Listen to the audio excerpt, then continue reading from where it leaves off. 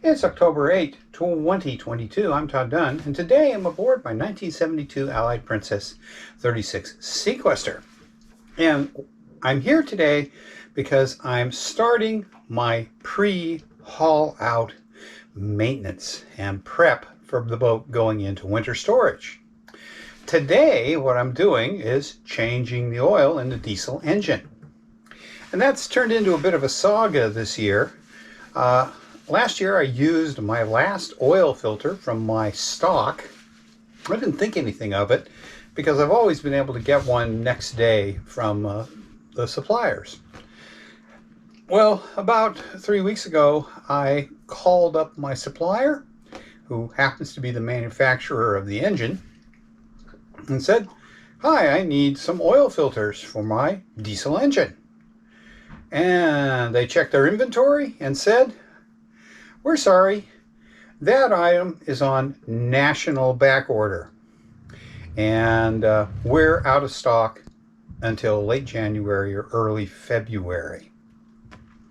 So that didn't make me very happy. They gave me some suggestions of other places that might have them, some of their distributors.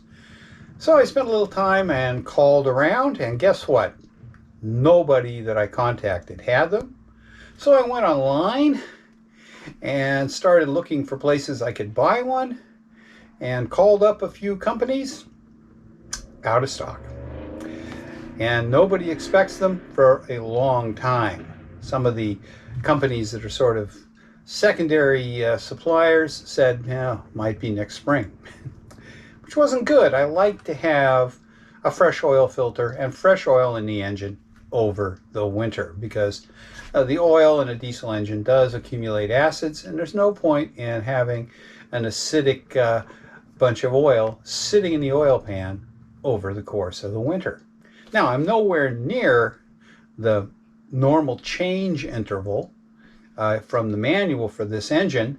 That's 100 hours, and I think I'm at 39.1 hours. So that isn't, I'm not in a bad position as far as how many engine hours I've got on the oil, but I don't like, as I said, to have used oil sitting in the engine over the winter. So I started looking for cross-reference information and discovered that a lot of the cross-referenced filters weren't available. I finally, though, was able to special order one from Napa. It took a few days, but I finally got one, a Napa 1182, which I just checked, and it does indeed fit on my Westerbeek 46 diesel. The old Westerbeek filter is in here. I haven't thrown it away yet because I wanted to, I checked to make sure that the gasket was the same diameter and everything was right before I even tried to put this Napa filter on. Anyway, Napa filter's in there, and I'm draining the oil out. The only issue with draining the oil out is it takes a while on this engine. Most sailboat engines are mounted so low in the bilge that you can't get a drain pan under them and drain the oil out of the pan directly into a drain pan, which would only take a couple minutes. Consequently, you either have to pump the oil out through the dipstick tube, or if your engine is like mine, the drain plug has been replaced with a hydraulic hose that you can just uncap and drain the oil directly into a receptacle of some sort, which is what I'm doing. The only issue with that is the hydraulic hose only has a 1/8 inch or 3 millimeter ID, and it takes a long time for engine oil, even warm engine oil, to drain out of the engine. It's been going about 20 minutes now, and it's about halfway there. So I got another 20 minutes to half an hour to finish draining the engine oil out of the engine before I can put the cap back on the hose and refill the engine with fresh oil. So that's that. There are a number of other pre-haul out things that I'm going to do for the boat. and I'm going to start doing them over the next 10 days. The reason is, it's October 8, 2022 right now. The boat is scheduled to be hauled out of the water on October 20th at 9 a.m., weather permitting. So, unless the weather sucks that day, we'll have the boat out of the water, have the bottom pressure washed, have the engine winterized, and put the boat in the shed before noon, probably before 11. So that's the plan. But there are a number of things I need to do before the boat goes into winter storage. One thing I mentioned is winterizing the engine.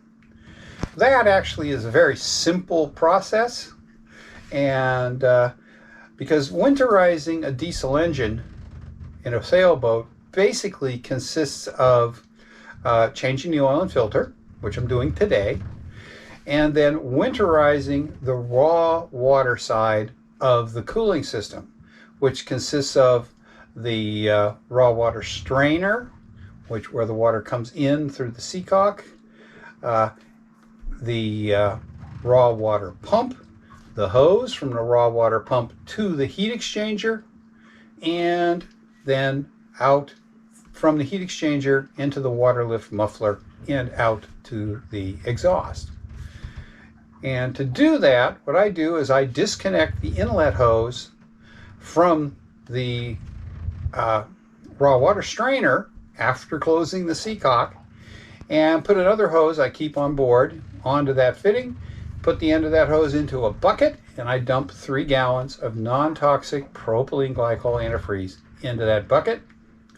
And then we fire up the engine, and that propylene glycol antifreeze is sucked out of the bucket through the raw water strainer, through the raw water pump, through the heat exchanger, and out the exhaust into the water lift muffler, and then out the final exhaust of the boat. And I have found that 3 gallons is plenty to completely fill the system with non-toxic antifreeze, and I know that it's enough because you can always see pink antifreeze coming out the engine exhaust well before I get to the 3 gallon point. That procedure takes 5 minutes, and then the engine is winterized. I don't have to worry about it anymore. The other things that I do are winterize my domestic water system and my washdown pump. And that's also pretty simple. To winterize the domestic water system on my boat, I drain the water tank. I just let it drain into the bilge. I've got a 3-way valve that I just have to set to the drain position, and the water drains out of the tank directly into the bilge, and my bilge pump pumps it over the side. And I also then go over to my water heater, and I disconnect it from the system by pulling the hoses off the inlet and outlets, and I connect the hoses that were on the inlet and outlet together, which allows water to just go directly to the taps without going into the water heater, and drain the water out of the water heater. And then and also while I'm doing this, I drain the water out of the water heater, goes into the bilge, gets pumped over the side. So once I've got that set up that way, I take the hose that goes to the domestic water pump, and I put the end of it into a bucket with non-toxic propylene glycol antifreeze in it. And then I turn the water pressure on and cycle through my taps until I get non-toxic antifreeze coming out of the hot and cold water in the galley and hot and cold water in the head. That usually takes about a gallon of antifreeze. Then I take the pickup hose out of the bucket and run the pump, which can run dry for a while, to blow out as much of the antifreeze as possible. I do not put antifreeze into my water tank or into my water heater, and the reason is it takes forever to flush it out of there, and I have to fill the water tank 2 or 3 times and pump all the water out of it, and do the same with the water heater. It just isn't worth it, and it doesn't hurt them to sit empty over the winter. Particularly my water tank, because it's a bladder tank, and if it gets a little water left in it and it freezes, well, it's not going to cause any problems. Okay, so that's the domestic water system. After that, I'll winterize the head, and I'll winterize my on-deck washdown pump. The washdown pump is pretty easy. It's normally connected to a seacock, so I just close the seacock and take the hose from that and stick it in my bucket of non-toxic antifreeze and turn the washdown pump on and wait until non-toxic antifreeze is coming out of the pump, and I shut the pump off, put the hose back on the seacock, and we're in business. And what about the head? Well, that's the easiest of all. My head is plumbed for fresh water flushing. It doesn't use salt water. And the way I did that was I plumbed the inlet for flush water for my head to the drain on the head sink. So to winterize the head, I dump about a gallon of non-toxic propylene glycol antifreeze, and I make sure I don't buy the antifreeze that has ethanol in it, because that will dry out the leather gaskets in the head pump and make it leak in the spring. But I dump about a gallon of antifreeze into the head sink, and I pump it through the head. That puts antifreeze through the pump and through all the plumbing on the head and up into the holding tank, which of course I have emptied prior to that. And once I pump that through, I'm done. So that's all there is to getting the systems ready for winter here in Maine. The other thing that I do, of course, is I take the sails down and I make a change to the rig. Taking the sails down is pretty simple. I just come aboard on a day when there isn't much wind. I drop the Genoa, fold it up, bag it. I then take it home to do any repairs and wash it. And I also take the mizzen sail off and bag it and take it home for the same reasons. So that doesn't take long, usually takes about 20 minutes. And so that's that. The only other thing I do is to remove my triatic stay, which goes from the top of the mainmast to the top of the mizzenmast. In my case, it goes to a turning block on top of the mizzenmast and comes down to a cleat about 5 feet up the mizzenmast. So I undo the line from the cleat, and I have an extra line spliced into my triatic line that I can use to pull the line back up through the turning block and get it completely disconnected from the mizzenmast. I coil it up and hang it on a cleat on the main. But that's that. And at that point, the boat is ready to come out of the water. Now, anything else that I need to do can be done after the boat is in the shed for the winter. But since I've winterized all the systems, done my oil change and all that, I don't have to do anything if I don't want to. So if I don't feel like it, I don't have to do anything after about noon on the 20th of October until next spring, when I start getting the boat ready to go in the water. Of course, I actually have a lot of plans for work on a boat this fall, which I will talk about a little later after the boat's out of the water and I decide exactly what I'm going to do. Okay, so that's getting the boat ready to come out of the water in basically about 12 days from now. The season is just about over.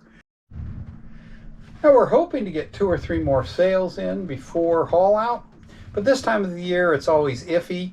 The weather can go bad, it can be too windy, it can be too cold. We've already had a night down in the 30s.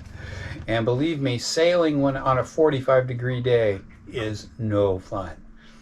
But we'll see how it goes. Hopefully we'll get, another 2 or 3 days out on the water before I have to take the sails off. Okay, hope you enjoyed hearing about this little bit of annual maintenance. And I decided not to do videos of the actual maintenance. I've done them before. They're pretty straightforward. Just telling you how I do it should be enough. So, hope you enjoyed it. If you did, please give me a thumbs up. And if you haven't, why don't you consider subscribing to my channel and maybe going all out and clicking that notification bell. Thanks for watching.